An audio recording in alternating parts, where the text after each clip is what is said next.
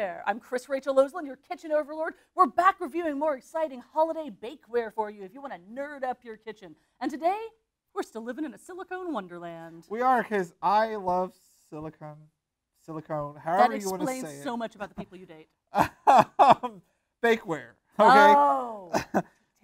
Yeah, you don't be jealous. Okay, so what do we have today? So what we have today are the Doctor Who cake pans and the Doctor Who ice cube trays, both of which can be used for all kinds of goodness.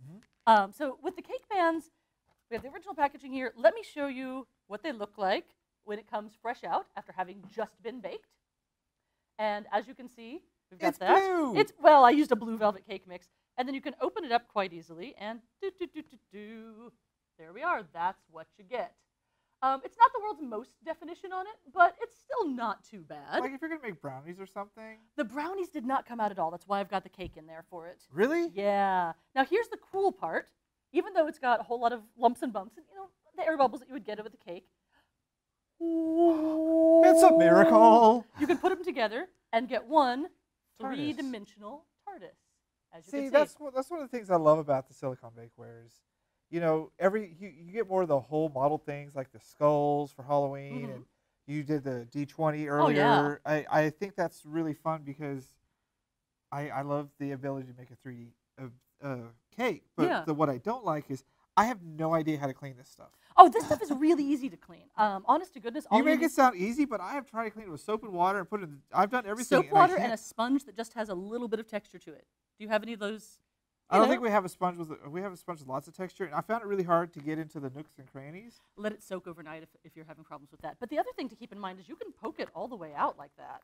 Yeah, see, we did that, and the other thing is the one I used one and it just stuck. I don't know what it was. What was it?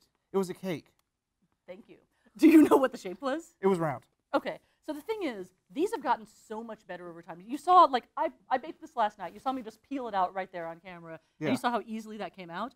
I think that ThinkGeek is spending good money, because these are ThinkGeek exclusives, on really high-quality silicone, because it came out that easily. Yeah. With no special deal. I've got some older silicone that it makes me want to cry. Yeah, I think I was using one of the older ones, so that was my question about this stuff was, because that literally just popped right out. Yeah, yeah. And I'm used to fussing a little bit. Now, the other thing that you can do with this, if you just get some icing and you can ice it together, that'll actually stay together, unlike when I was sitting there holding it. It's not going to stay together if you're, I mean, you don't want to sit there all night and just be a living clamp or something. But icing, I've done this before, will actually hold these together. And the other one we have is? Oh, my goodness. Okay, wipe away some of that goodness. The other one is the, technically it's the ice cube tray. I did a little bit of research on it because I was curious if you could actually bake in it. I didn't see anything that said you couldn't. Wasn't it just the same stuff? If you feel it, it's a different grade of silicone, and I'm personally of the opinion that if it doesn't say heat safe, you probably shouldn't put it in heat because it can release some toxic fumes and phthalates and stuff like that. It's not called Kitchen Overlord for a reason. So I baked some bread in this one, and I have not taken it out yet. I did, because it's bread, just literally saw the tops off of it so I could get the right shape. So let's see how easily it pops out. Oh my goodness. Wow, they're coming out like whole little... All right, I think I have to pull Well, the Daleks came out. Well, it's not taking a whole lot of effort to get these out of there. No. And then let's put them up here for a close-up so people can see what they actually look like. Now, this is more of my exciting...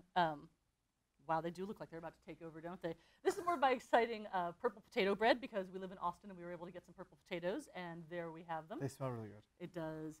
But that's pretty good definition, in my opinion, on these things. For an ice cube tray? For an ice cube tray. Oh, like this one at the end that I picked up has the worst definition on it. Yeah, it's the one that's seen as, you know, some action. Yeah, the action TARDIS. Yeah. The violent TARDIS. These guys look pretty darn good. And if you'd been doing that in chocolate, which is something that will actually hold together a lot better, then you would get much more of the definition out of it. So, ice cube trays, so it did not say anything about... I went ahead and baked it, as you can tell by the fact that that's bread. It also feels a bit sturdier, I guess because it has to be in the freezer. Yeah, exactly. And because it's taking, you know, the chocolate and whatnot. Yeah. I've used them with both. The definition on all of the Doctor Who silicone is just fantastic. Really good, like really good. Although it looks like the Dalek has boobs. Well, it doesn't look like a plunger. It looks like he's wearing a bikini. I was pleased and surprised by all of this because I've also had problems with silicone, and because I just didn't expect the definition to be that good coming out of it. It all depends on what you make. You're going to get the worst definition using an actual cake, as you can see by my actual cake. You will get the best definition doing ice or chocolate. And in between, you've got things like bread. You've got any other baked goods that actually have a hard crust. Those are likely to stand up pretty well. I was tempted to try cookie dough in this one, but I haven't yet.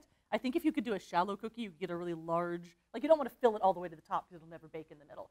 But if you filled it about a quarter of the way, I think you can get a really good high definition cookie. I think you could. You only get 2 of these per package though, so you'd have to be super, super patient.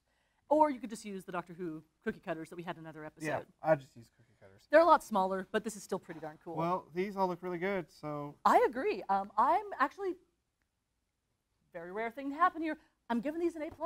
I gave him an A+ just right off the bat because it's amazing. The Silicone has come a long way. I'm a lot more critical than he is, and I'm still giving it an A+. If you only want to get one thing for the holiday season, I would say these are the cookie cutters are my two top They're both recommendations. really good. So I want to go eat some of these. All right, go shove a Dalek in your face. Hey, Dalek, how you doing?